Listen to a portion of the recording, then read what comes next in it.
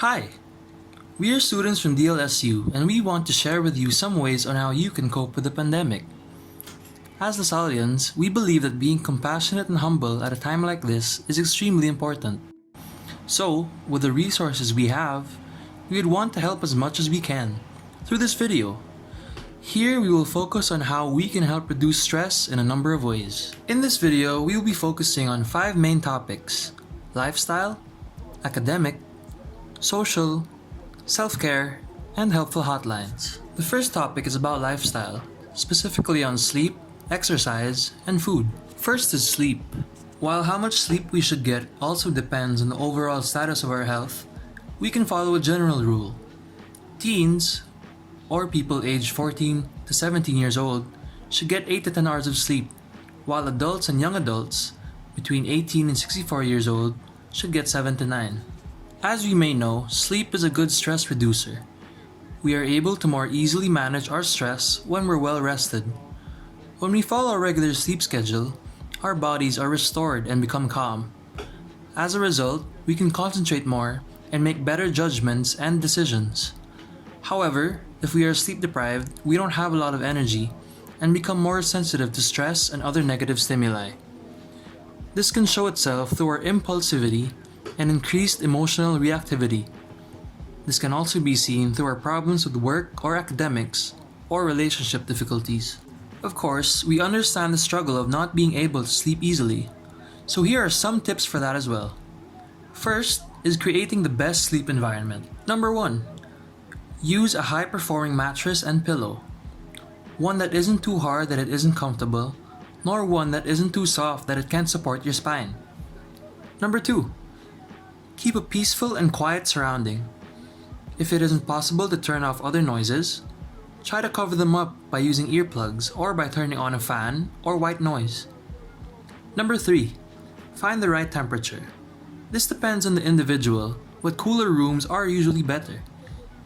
Number 4. Scent. Light and natural aromas like lavender essential oils can help calm you and ease you into sleep. These are only tips, of course, not requirements. Some of them might not be accessible or possible to some, which is okay. Here are also some pre-bedtime tips that might help. Number 1. Be relaxed for at least 30 minutes before you go to sleep. It's easier to sleep if you're at ease. You can try reading, light stretching, or just listening to music. Number 2. Lower the lights. Dark or dim environments can help the production of melatonin, which is a sleep hormone. Number 3. Along with number 2, try to avoid devices such as phones or laptops at least 30 minutes before sleeping. Light coming from these devices suppresses melatonin. On to the next subtopic under lifestyle, exercise. Across many years, physicians have encouraged exercising, and rightfully so. Staying physically active not only has benefits with regards to our immune system, but also in reducing stress and improving mental wellness. We want to focus on aerobic exercise, as it has been found that this type of exercise decreases tension, elevates and stabilizes mood, improves sleep, and improves self-esteem. Here are some examples of aerobic exercises. These exercises can be done 2 or 3 times per week. The primary equipment here is just running shoes, so they can be done at home. Also, don't forget to warm up and cool down across all these exercises. Number 1. Running or jogging. Start slow, then alternate walking and running for 1 minute at a time. Do this for 20 to 60 minutes. Number 2. Turn on your favorite music and start dancing. This is a fun way of exercising, and you can choose to do it in the privacy of your room. Don't worry too much about how you look, as long as you keep your body moving. You can also do this for 20 to 60 minutes. Number 3. Jump rope. You need a jump rope for this, of course. If you're starting out, you can set a goal for a number of reps or minutes, then go a little more or a little longer each time. This can be done for 10 to 25 minutes. Number 4. Aerobic strength circuit. Here are the basic moves you can copy. You can also arrange them differently. Perform this at 1 minute per move, walking or jogging in between rests. Squats, lunges, push-ups, planks, glute bridges. Repeat the circuit 2 or 3 times with rests between rounds. Don't rest for more than 5 minutes though, and remember to hydrate and cool down. This exercise takes about 15 to 25 minutes and can be done 3 to 5 times per week. On to our last subtopic under lifestyles, everyone's favorite, food. While there are a large variety of nutrients that can be beneficial for the mind and body, we decided to focus on a particular hormone, serotonin. Serotonin is a neurotransmitter that regulates anxiety, happiness, and mood. Unfortunately, we can't get serotonin directly from the food we eat. We can get them from the amino acid tryptophan, which then synthesizes serotonin. Here are a few examples of foods that are rich in tryptophan. Number 1. Eggs. Don't leave out the egg yolks. Number 2. Cheese. This goes along with eggs and milk, so you can make mac and cheese if you'd like. Number 3. Pineapples. These must be fresh though, otherwise they might not be as effective in increasing serotonin. Number 4. Tofu. Number 5. Salmon. Number 6. Nuts and seeds. And number 7. Turkey. Oh, and a disclaimer. Because tryptophan competes with other amino acids, it's unlikely that eating these will have a significant effect on your serotonin levels. However, you may have a chance in a serotonin boost if you combine these foods with carbs like rice, oatmeal, or whole grain bread. Now that we've covered how we can make some positive changes to our lifestyle, let's move on to academics. Perhaps the advice given to most of us when managing our tasks is time management. Time management is said to aid with putting control of the work we do, therefore increasing our productivity. However, it would seem that times are changing and others are seeing that time management might not be the most efficient way of managing our tasks. With time management, it was said that we try to fit in as many tasks as we can in a day. This often leads to overscheduling, which means that we can overschedule and have divided attention throughout the day. Divided attention isn't beneficial for us because it hinders our ability to do our tasks efficiently and with quality. This doesn't even mention the stress that we feel trying to work around the clock. This is where task management comes in. There are many kinds of task management, but we will focus on time blocking for now. Time blocking is a more concrete way of scheduling your day, as opposed to an open-ended to-do list. The way time blocking works is that you group your work into different blocks, with each block designed for one specific task. As much as possible, don't chop up your blocks. Our next topic is on social interactions and how our support system can help us de-stress. But before that, we believe that it's important for people to look out for each other. In this case, look for or check for signs they might be overly stressed. These are a few of them. Physical. Low energy. Headaches. Upset stomach including diarrhea, constipation, and nausea. Aches, pains, and tense muscles.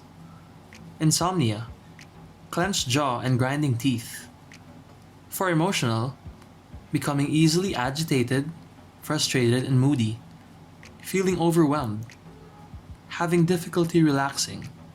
Avoiding others. One solution for this stress is by getting a dose of oxytocin from receiving enough social support. Oxytocin is a hormone that helps to decrease anxiety and promote calmness. So, when stressed people seek out and get adequate levels of support, they become less anxious and more confident. Interestingly, oxytocin also increases our desire to seek out social contact and get in touch with others. For our next two topics, we want to focus on the self and how we can care more for ourselves. It has been found that mindful exercises lower the stress hormone cortisol. Along with this, these exercises help improve the body's ability to deal with stressful situations. While there are many mindfulness exercises that can be seen online, we'd like to share a few ones that focus on mindful awareness. The aim here is to help us appreciate simple tasks we may take for granted. Try to take a moment when you open your laptop to do work. Appreciate that you're able to use the device or that you understand how to use it. Maybe you can also do this with food. Whenever you see or smell something good, Take a moment to appreciate that you have these things. Maybe even that you're able to share meals with your loved ones. These can also apply to those that aren't material or physical. For example, when you have negative thoughts, take a moment to recognize them as unhelpful and try your best to release them. Elaborating more on the previous topic, we want to share with you how we can love ourselves depending on which love language we have. If your love language is words of affirmation, think of self-love. Have mantras or daily affirmations you can practice. Keep your self-talk positive and try to journal them.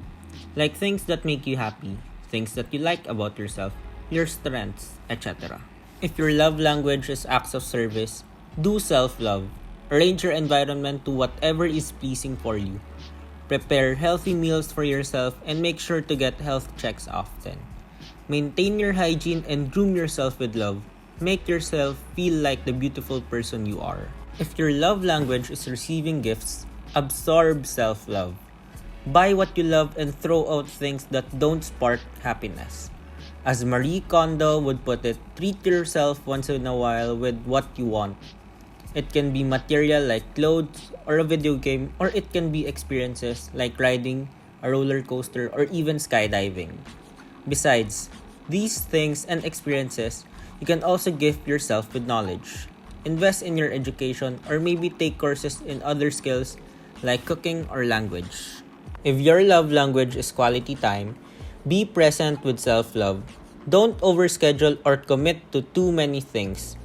Prioritize your sleep and exercise. When working also, make sure to have time to relax and do your hobbies or whatever makes you happy. Let yourself enjoy the little things in life. If your love language is physical touch, feel self-love. Exercise or stretch your muscles. You can go for a massage or a spa treatment, manicure, facial, etc. Take hot baths or showers with your favorite shampoo or soaps.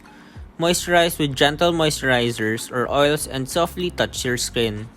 Try to thank each body part for what it does or try to appreciate features your skin may have like moles or freckles, even pimples. September is Suicide Awareness Month. While that doesn't mean we should only give importance to preventing suicide this month, we think that this is a good time to spread awareness about the possible hotlines and agencies that can help you or someone you know. Here are some of the hotlines that you can call. National Suicide Hotline, dial 2919. The NCMH Crisis Hotline. Their numbers are 0917-899-8727 and 0917-989-8727. They offer a 24/7 phone service and can provide psychological aid and a referral source to other mental health services in different parts of the country. Another hotline is a Hopeline Philippines hotlines. Their numbers are 0917-558-4673, 0918-873-4673, and 02-880-44673. They offer 24/7 phone service and can be contacted for those in emotional crisis in need of immediate assistance. There are also institutions or agencies that offer free services. These are also available online. Thank you for listening. We hope these help you even if only a little. Don't forget that you're never alone. There will always be people who are willing to talk to you. You are valued and you are important.